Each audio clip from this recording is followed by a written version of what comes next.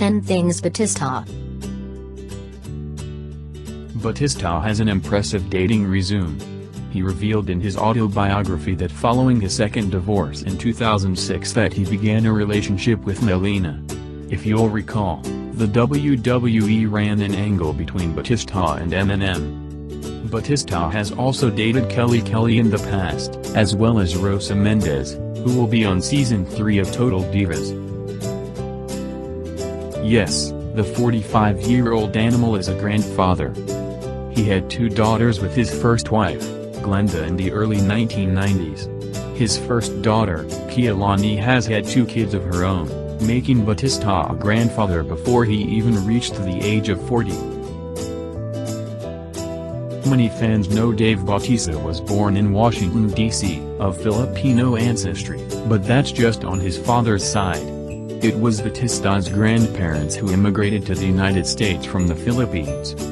His mother, Donna Ray, née Mullins, is of Greek heritage. It's all water under the bridge now, but in Batista's previous run with the WWE, there was some unpleasantness between him and fellow SmackDown superstar Booker T. The incident reportedly took place at a SummerSlam commercial shoot. The incident was reported on WWE.com, causing many to initially believe the fight was a work, but in reality it was a legitimate fight. Shortly after leaving the WWE in 2010, Batista expressed his desire to begin an MMA career. He was 41 at the time. He earned himself a purple belt in Brazilian Jiu-Jitsu training under none other than Cesar Gracie. He was in negotiations to sign with Strikeforce, but that fell through once the company was bought by Zafid. Batista wound up having just one MMA fight. Batista faced journeyman fighter Vince Lucero. Batista won his lone fight by TKO at 4:05 of the first round. Batista held several jobs in his early adulthood. He worked regularly as a bouncer, lifeguard before eventually pursuing a career in bodybuilding. Batista has described his childhood as living in poverty, and he saw things that no kid should ever see. By the time he was 9 he had witnessed 3 murders on his front lawn. By the time he was 13, he was stealing automobiles. In a failed experiment of separating the Dudley boys, Devon Dudley was left on the SmackDown brand, where he adopted the gimmick of Relevant Devon.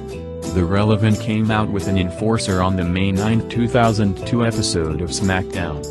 The enforcer was the biggest Deacon you'll ever see, Deacon Batista. He accompanied his Relevant to the ring with a chain around his neck. Batista would team up with Devon several times. His first match was a tag match with Devon, facing fellow newcomer Randy Orton and Farouk.